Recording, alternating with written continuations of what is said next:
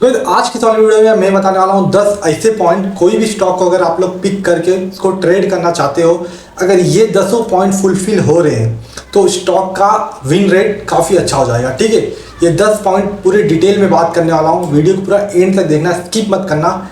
अगर आप लोग ये 10 पॉइंट समझ जाते हो, अगर स्टॉक में अप्लाई करने लग जाते हो तो कहीं ना कहीं प्रॉफिटेबिलिटी बढ़ जाएगी ट्रेड में। ठीक है, पॉइंट नंबर 1 पहले एक छोटा सा रिकैप दे दे रहा हूँ। अगर किसी को भी स्टॉक एक्सप्लोरर का VCP setup, rocket base, FNO setup की सारी वीडियो, मल्टी बैगर कैसे फाइंड किया जाता है, क्या उसका स्कैनर है, सारी वीडियो जो भी मैं स्टॉक फाइंड करता हूँ सारी चीज़ ये वीडियो देख के ही मैंने सीखा है। आईपीओ बेस के सारे वीडियो और उसके स्कैनर, सेक्टर रोटेशन का भी सेम चीज़, फंडामेंटल का भी, चैट जीपीटी की भी सारी वीडियो और उसके स्कैनर, और सारे इंडिकेटर कैसे एक्सप्लेन किए हैं, ये जो तीनों लगे हैं ये सारे इंडिकेटर पूरा एक्सप्लेन करके, और भी एक दो इंडिकेटर, वो सारी चीज़ें ये सब कुछ आपको मिल जाएगा 300 रुपये में। उसके बाद सुनो, ठीक है, बहुत सारे बंदे को सेल किया मैंने, और जैसे कि अभी देखो आज की कल की परसों ही इस बंदे को मैंने सेल किया था 18 जुलाई को। सबसे पहले देखो सारी वर्कशॉप का पीडीएफ उसको मैंने भेजा। पीडीएफ भेजने के बाद उसने 300 रुपये पेमेंट किया। पेमेंट करती उसको सारे स्कैनर, जैसे ये देखो वीसीपी का स्कैनर है, फिर रॉकेट बेस का है, फिर नीचे धीरे धीरे वीडियोस, तो सब कुछ उसको डिटेल में मैंने दिया। और प्लस उसको कुछ नहीं आएगा वो बंदा कॉल करके पूछ सकता है, मैं उसको बता दूंगा, कोई दिक्कत नहीं। इस फ़ोन नंबर पे कॉल नहीं लगेगा, आप लोग व्हाट्सअप मैसेज कर सकते हो। फ़ोन नंबर है 8483894112 पे। ठीक है, सब कुछ मिल जाएगा, कोई भी स्कैम नहीं होगा, तो डरना बिल्कुल भी मत। जितने बंदे भी लिए सबको मैंने दिया है। ठीक है, अब बढ़ते हैं वीडियो में। आज की पॉइंट नंबर 1, कोई भी स्टॉक अगर पिक किए हो, अगर वो अपने ऑल टाइम हाई पे स्टॉक है तो क्या रिजल्ट मिलता है, आपको एक एग्जांपल से बताता हूँ। ठीक है, जैसे कि ये भाई देख लो, ये स्टॉक है, ठीक है, शक्ति पंप इसका नाम है। जब यहाँ से इसको समझ लो, आप लोग ट्रेड कर रहे हो, समझ लो इस ब्रेकआउट से। ठीक है, स्टॉक ऑल टाइम हाई रहने का सबसे पहला फायदा ये रहता है, स्टॉक जब भी अपना ऑल टाइम हाई तोड़ता है तो उसको ऊपर एक भी रेजिस्टेंस नहीं मिलते हैं। ठीक है, जब मार्केट को रेजिस्टेंस नहीं मिलता है तो वो 5% 15% कितना भी जा सकता है, अनलिमिटेड, कहीं उसको रुकाव नहीं है। ठीक है, लेकिन अगर मार्केट के ऊपर ढेर सारा रेजिस्टेंस है, ठीक है, जैसे इसके ऊपर रेजिस्टेंस ढेर सारा है और यहाँ पे ये ब्रेकआउट किया, ऊपर के रेजिस्टेंस कहीं ना कहीं उसको नीचे भेजेंगे। ठीक है, तो ये एक फ़ायदा होता है कि ऑल टाइम स्टॉक कितना भी चल सकता है। ठीक है, इसलिए हमेशा कभी भी स्टॉक पिक करोगे तो आप ऑल टाइम स्टॉक को पिक किया करो। जैसे एग्जांपल में देखो, जब जब मार्केट ने ऑल टाइम हाई तोड़ा है तब तब मार्केट ने अपना ट्रेड को प्रॉफिट में गया है। जैसे कि यहाँ पे ऑल टाइम हाई तोड़ा, 15 या 10% का एक सर्किट लॉ किया, फिर कंसोलिडेशन किया, फिर अपना यहाँ पे ऑल टाइम हाई तोड़ा, फिर से मार्केट ने पूरा अच्छा खासा प्रॉफिट दिया। ठीक है, अब मार्केट क्या कर रहा है, फिर से यहाँ पे कंसोलिडेशन किया, यहाँ पे एक हाई बनाया था, इसको हाई को तोड़ा, फिर से मार्केट ने अच्छा खासा मूव किया। अब क्या कर रहा है, यहाँ पे एक काइंड ऑफ इसका ऑल टाइम हाई, जब भी मार्केट इसको तोड़ेगा अपने ऑल टाइम हाई को, फिर से मार्केट 10 या 15% दे देगा। एग्जाम्पल के लिए आप लोग अपने वॉच लिस्ट में रखो शक्ति पंप को, आने वाले टाइम में खुद देख लेना। ये वीडियो रिकॉर्ड हो रही है, आज का जो भी डेट है शायद से 23 या 24 को है। मैं सबसे सिंपल आप लोग देख सकते हो, ये ट्रेड कर रहा है 4516 या 80 के आसपास। देख लेना, जब भी मार्केट इसको तोड़ेगा तो अच्छी कैंडल बनाता है क्या नहीं, एग्जांपल से आप समझ जाओगे। ठीक है, तो पॉइंट नंबर 1 उम्मीद करता हूँ क्लियर हो गया होगा कि कभी भी स्टॉक पिक करो तो अपना ऑल टाइम हाई पे रहे। ठीक है, point number 2, always see the one positive news. मतलब क्या है, हमेशा देखो स्टॉक के अंदर ये जो करंट जैसा बना रहता है ना, इसके अंदर देखो एक पॉजिटिव न्यूज़ है क्या। जैसे 2 दिन पहले आया था, इंडिया शक्ति pumps rises on Q1 profit sugar. मतलब कहीं ना कहीं ये अगर न्यूज़ देखोगे तो राइज हुआ है उनका कौन सा भी एक प्रोडक्ट है शुगर का, Q1 प्रॉफिट, Q1 मतलब क्वार्टरली रिजल्ट के अंदर अच्छा खासा ग्रोथ आई है इनकी। ठीक है, जैसे आप लोग इसके अंदर भी देख सकते हो, अर्निंग पर शेयर भी लेटेस्ट क्वार्टर की पिछले वाले क्वार्टर से अच्छी आई है। ठीक है, तो हमेशा जब भी स्टॉक को लोगे तो उसके अंदर देखो एक अच्छी सी न्यूज़ रहनी चाहिए। वो न्यूज़ 7 दिन 5 दिन 6 दिन पुरानी भी रहेगी, चलेगी, लेकिन वो न्यूज़ पॉजिटिव होनी चाहिए। ठीक है, तो अगर उस स्टॉक में ऑल टाइम हाई एक अच्छी न्यूज़ रही तो वो भी एक अच्छी बात है। ये दोनों पॉइंट। ठीक है, point number 3, see the candle closing full body. ठीक है, जब भी आप लोग कैंडल की क्लोजिंग देखोगे तो वो देखना फुल बॉडी रहना चाहिए, ना कि वीक बना के आए। बहुत सारे स्टॉक क्या करते हैं, ऐसी कैंडल की पूरी परफेक्ट क्लोजिंग देते हैं, तो ये स्टॉक बहुत अच्छे होते हैं। अब बहुत सारे क्या करते हैं, स्टॉक ऊपर तो जाते हैं बट ऐसे एक वीक बना के ऊपर छोड़ देते हैं। ठीक है, कभी कभी क्या होता है, ऐसी कैंडल बनती है नीचे वीक बन जाती है। ये तो स्टॉक में कभी भी वीक ना होना चाहिए, पूरी बॉडी कैंडल की क्लोजिंग होनी चाहिए। जैसे कि यहाँ पे क्लोजिंग आई अच्छी, यहाँ पे जब ऐसी क्लोजिंग मिलती है ना तो वो स्टॉक अच्छे चलते हैं परफेक्ट प्राइस एक्शन के साथ। ठीक है, ना कि ये वाले स्टॉक जिन पे वीक बन जाता है, ऐसे छोटी बड़ी वीक, ये वाले स्टॉक अच्छे नहीं चलते। ठीक है, हमेशा देखो जो भी कैंडल की क्लोजिंग रहे फुल बॉडी होनी चाहिए, ना कि वीक बना के। ठीक है,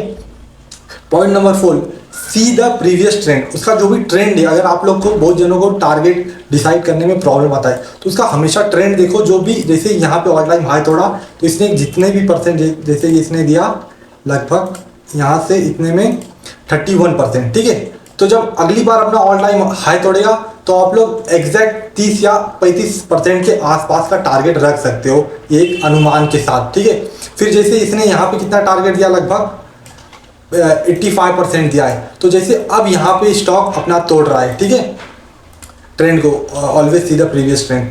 ठीक है, यहाँ पे जैसे ऑल टाइम हाई को तोड़ रहा है, तो ये आपको एक अनुभव हो जाएगा। पिछली बार जब तोड़ा था तो 35% दिया था, ये उसकी पिछली बार 85, और इस बार तोड़ेगा तो लगभग 30 या 35 या फिर 20% से ज़्यादा ही देगा। पिछले प्रीवियस ट्रेंड से हमको ये पता चल रहा है। ठीक है, तो हमेशा देखना उसका जो भी हो प्रीवियस ट्रेंड अच्छा होना चाहिए। ठीक है, अब पांचवा पॉइंट क्या है, pick the any stock those who not open gap up और गैप डाउन। ठीक है, अब इसके अंदर क्या बताया है, ऐसे स्टॉक लो जो कि एक गैप अप, ऐसा गैप अप जो स्टॉक ओपन होते, देखो ऐसे ऐसे गैप अप ओपन होते जाते, वो वाले स्टॉक कभी नहीं लेने का है ना। ऐसे स्टॉक जो gap down gap down gap down 5% के ओपन होते हैं। ठीक है, ऐसे स्टॉक आप लोग को कभी भी पिक नहीं करना है जो गैप अप। जैसे शक्ति पंप को ही आप डेली पिला दो। ठीक है, तो डेली पे देखो ये क्या हो रहा है। ठीक है, gap up gap up gap up, ऐसे स्टॉक नहीं लेने का आपको। भले वो अपना ऑल टाइम हाई तोड़े, ऑल टाइम लो तोड़े, कुछ भी करे, ऐसे स्टॉक आप लोग को कभी भी पिक नहीं करना है। ठीक है, हमेशा देखो स्टॉक अपना एक परफेक्ट प्राइस एक्शन के साथ चले, ना कि गैप अप। क्योंकि स्टॉक में दिक्कत क्या होती है, अब ये समझ लो, आपको अच्छा प्रॉफिट दिखाएगा 5%, 10%, 5% डेली। जब ये नीचे भी आता है ना, तो ऐसे ही नीचे आता है, आप कभी इसको एग्जिट ही नहीं कर पाओगे, पूरा आपका कैपिटल खराब हो जाएगा। ठीक है, तो ऐसे स्टॉक कभी भी मत लिया करो अपने पोर्टफोलियो में। ठीक है, अब अगला पॉइंट क्या है देखते हैं, सी देयर सेल्स इज गुड और नॉट। ठीक है, मतलब देखो कोई भी स्टॉक आप पिक किए हो तो वो स्टॉक के अंदर उसकी जो सेल्स है हमेशा बढ़ती रहनी चाहिए। ठीक है, हमेशा।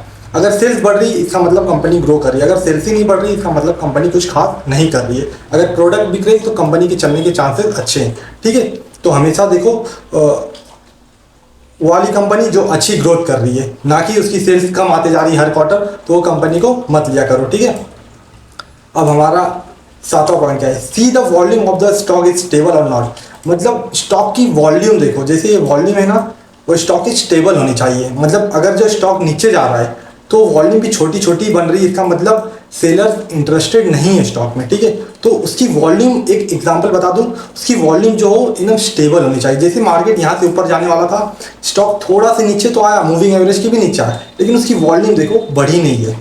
इससे ये मतलब पता चला कि सेलर्स का इंटरेस्ट नहीं है। जैसी ये वाली कैंडल बनी, तुरंत वॉल्यूम में पॉपअप आया, उसके बाद स्टॉक ने एक रन दे दिया। ठीक है, तो हमेशा देखो वॉल्यूम एक स्टेबल होनी चाहिए सीक्वेंस के साथ, ना कि एक बड़ी एक छोटी, ऐसी वॉल्यूम नहीं, एक स्टेबल वॉल्यूम रहनी चाहिए। ठीक है, अब हमारा आठवां पॉइंट क्या है, stock must be in up trend above the moving average 9 and 50।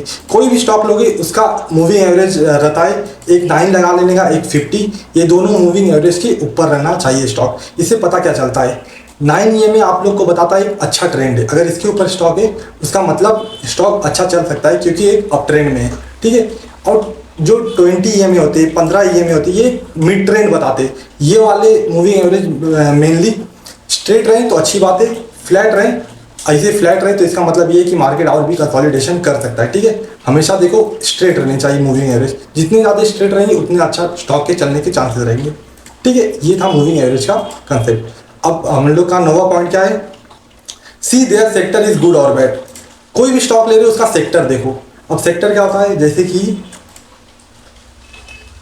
ये इनके सेक्टर है, जैसे आप मेटल के ले रहे हो, एनर्जी के ले रहे हो, ऑटो के ले रहे हो, PSU के ले रहे हो, कौन से भी सेक्टर के स्टॉक लोगे तो उसका सेक्टर देखो, सेक्टर अच्छा चल रहा है या नहीं।